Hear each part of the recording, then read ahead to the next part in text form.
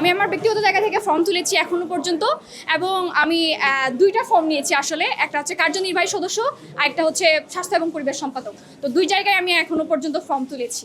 আচ্ছা, আমার ফর্ম তোলার একটাই উদ্দেশ্য, সেটা হচ্ছে কি বিশ্ববিদ্যালয়ে ডাকসু নির্বাচনটা হচ্ছে। ডাকসু নির্বাচন কেন হচ্ছে? এটা হচ্ছে বিশ্ববিদ্যালয়ের যে শিক্ষার্থীদের চাওয়াটা, সেটাকে যেন বিশ্ববিদ্যালয় কর্তৃক যে সিদ্ধান্তগুলো নেওয়া হচ্ছে সেগুলো যেন প্রতিফলিত করে।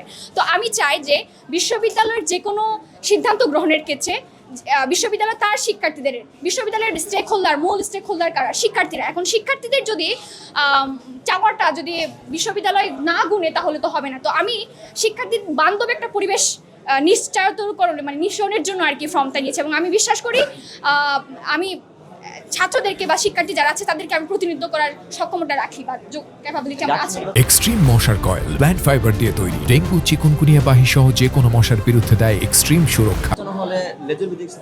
বন্ধ হবে কিনা সেটা আসলে প্রশাসনকে নিশ্চিত করে বলতে হবে।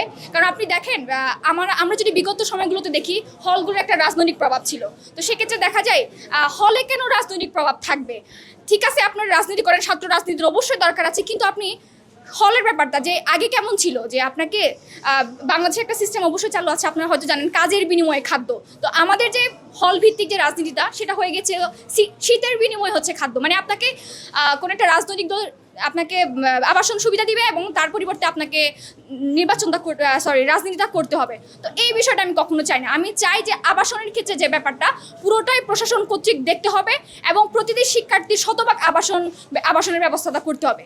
যেহেতু আপনারা সবাই জানেন আমরা একটা 5ই আগস্টের পরে আমরা একটা বিপ্লবের মধ্য দিয়ে এসেছি এবং সেখানেও আপনি দেখবেন যখনই নারী শিক্ষার্থীরা হল থেকে বের হয়েছে তখন থেকে দেখা যায় যে আন্দোলনটা আরও জোরালো হয়ে গিয়েছিল। আপনারা হয়তো দেখবেন যে সুপিয়া কামাল হল কিংবা শামসুন্নাহার হল, আমার হল শামসুন্নাহার, তো এই হলগুলো থেকে কীভাবে মেয়েরা আসছে, তাদের যা ছিল দেখবেন আপনি হাড়ি পাতিল নিয়ে ওরা নাচতে নাচতে হচ্ছে আন্দোলন করতে আসছে, যে আমাদের যে আন্দোলনটা সেটা আমাদের দরকার।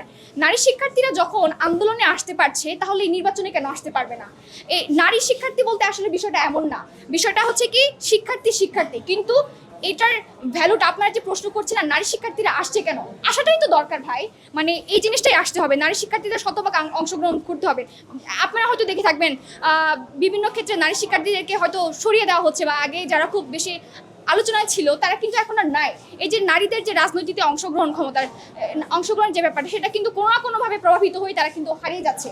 এই হারিয়ে যাওয়াটাকে আমরা উদ্ধার করতে চাই এবং আপনারা জেনে থাকবেন ডাকসু এমন একটা নির্বাচন এবার হতে চলেছে। আমি এখনো বিশ্বাস করি আমাদের যে নির্বাচনটা হতে চলেছে সেটা খুব ফেয়ারলি হবে। এখানে কোনো ধরনের আমরা খারাপ অবস্থা আমরা দেখতে চাই না। আমি এখনো বিশ্বাস করি এটা ভালো সুস্থ একটা রাজনীতি হবে, নির্বাচন হবে। তো সেক্ষেত্রে অবশ্যই নারীরা আসবে, আসাটাই স্বাভাবিক। নারীরা যে কোনো প্রশ্নে, আন্দোলনের প্রশ্নে যেহেতু নারীরা ছিল, তো এই রাজনীতিতে আসাটাই তো খুবই স্বাভাবিক এবং আসাটাই দরকার। প্যানেল থেকে প্রস্তাব পাওয়া বলতে আমি সবার সাথে আমার মোটামুটি ভালো সম্পর্ক আছে। সেক্ষেত্রে প্রস্তাবনা পেয়েছি সেটা আমি বলতে চাচ্ছি না। তো সবার সাথে আমার আসলে ভালো সম্পর্ক আছে। আমার জয় নিয়ে আমি সবসময় কনফিডেন্স। আমার জয় নিয়ে তো আমি অবশ্যই কনফিডেন্স থাকবো এবং থাকাটাই খুব স্বাভাবিক। এবং আমি যদি জয়ী নাও হয় তাতেও কোনো আমার অসুবিধা নেই। একটা ডাকসুটা একটা প্ল্যাটফর্ম হবে আমার কথা বলার জন্য। হয়তো আজকে আমি হেমা চাকমা একজন ক্যান্ডিডেট কথা বলছি, কিন্তু যখন আমি নির্বাচিত হবো তখন হয়তো কথা বলবো যে ডাকসুর একজন প্রতিনিধি হয়ে। তো এমন না যে ডাকসুতে আমি হেরে গেলেও আমি খুব হেরে গেলাম, আমার জীবন থমকে গেল, বিষয়টা কিন্তু এরকম না।